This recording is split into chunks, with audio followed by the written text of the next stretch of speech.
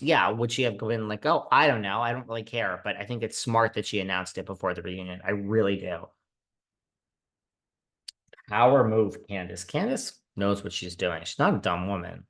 So Robin is, but like, I mean, Potomac is about to go on a hiatus. And the OC took a break in New York. Yeah, we're filming New York now. We just had Aaron Leachy on. But how many months was that between ending New York and starting to film it? So they're really stretching this out. And the one franchise they didn't do that with prematurely was Jersey. And like they learned. And so what they did is they filmed Jersey and then they held it. And now they're stretching it out to air it on May 5th. That's that when they move, because the Jersey date was supposed to be April. When they moved the Jersey date, that is when my lights went on. And I'm like, I got it. I got it. I get what they're doing. The ratings are down. They feel that the brand is somewhat diluted and they're trying to stretch it out and offer us less housewives, thinking that the heart only grows fonder and we want something we're not overly exposed to. It's running a network. Trust me, I have thought of it many days. I'm like, man, you guys are not fucking sick of me. There are 6 shows a week. There is a seventh day with Patreon. And now I do 2 afternoons a week where I do quick hits, 9 chances to talk to me, so to speak. And you're not sick of me? Thank you from the bottom of my fucking heart. Thank you. But I understand what diluting a brand is. It's marketing 101. Look, if it takes half the time it took you to kind of wean off Housewives, I'll be happy with the 10-year run, guys.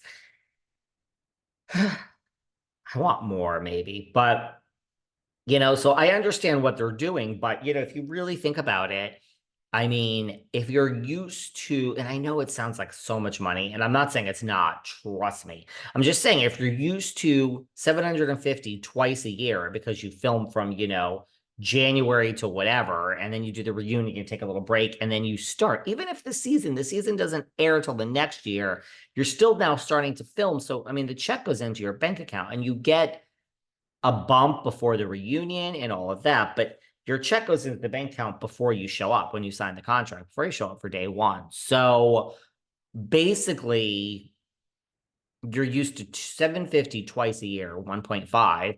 Now you're only making 750. And that's, please, I am not crying poverty for Shannon. I'm just saying it is a difference. I mean, think about like Ramona and Luann and Sonia. I mean, they went from a lot to like, look, Luann has her cabaret and she had Crappy Lake and Legacy. I'm just saying it is a big change where you have to kind of figure things out. So I'm not feeling sorry for Shannon. I'm just saying in general, this is kind of what I was talking about. And I find this interesting, in that these women are feeling a difference in their lives and in their salaries. And Salt Lake is lucky. I mean, did I ever tell you guys this? I know for a fact from a very reliable source, according to this source, and I mean, I guess I shouldn't say I know for a fact because what do I know? But I have from a very reliable source, like Salt Lake was on its last leg. Like they were thinking of canceling it before season 4. So there's some tea. I'm not sure I've ever spilled that before,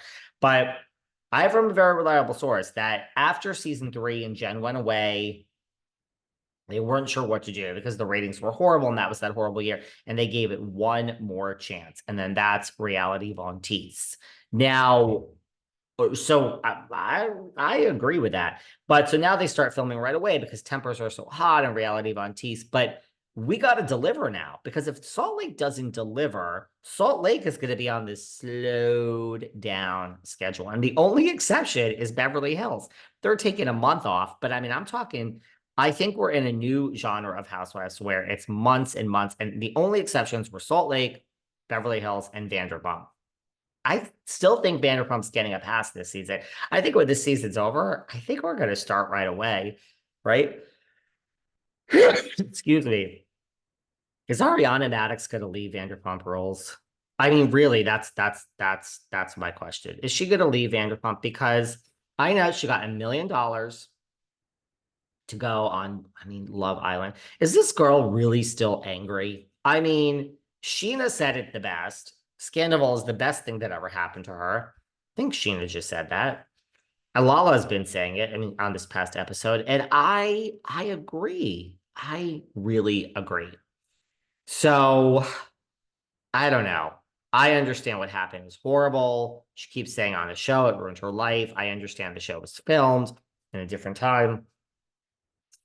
Your life is not ruined. It is fine. Okay. It really is. Her life is fine.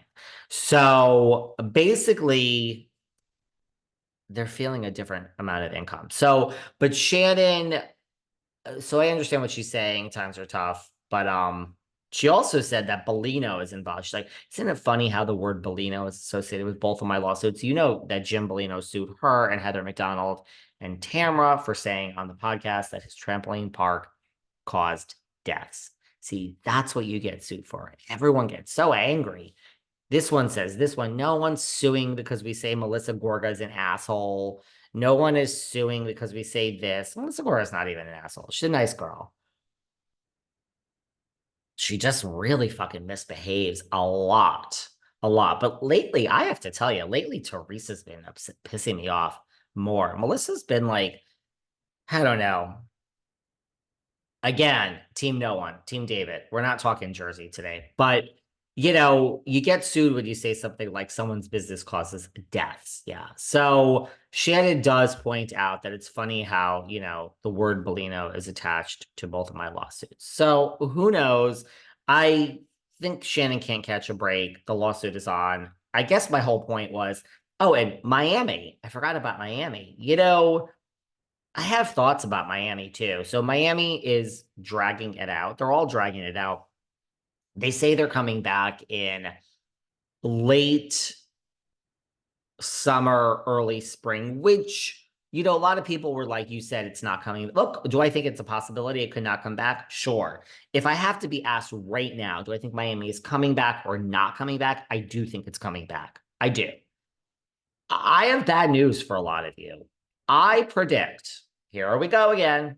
Here we go. Let's start with the obvious. Whether you like her or not, the star of the show, the person who is the most on brand for Miami, the person in the number one seat is Nicole. And I know that they are hardcore. I know this for a fact. They are hardcore asking Nicole, and who do you know? Who is in your friend group? Like really friends, not like superfluous friends. Like who's your actual in your friend group? Now, beware, Nicole. If I were on a reality show and you wanted to know who was in my friend group, I wouldn't give you anything. The problem is you want to keep your job, right? I wouldn't do it. I mean, when I tell you guys, I don't want to go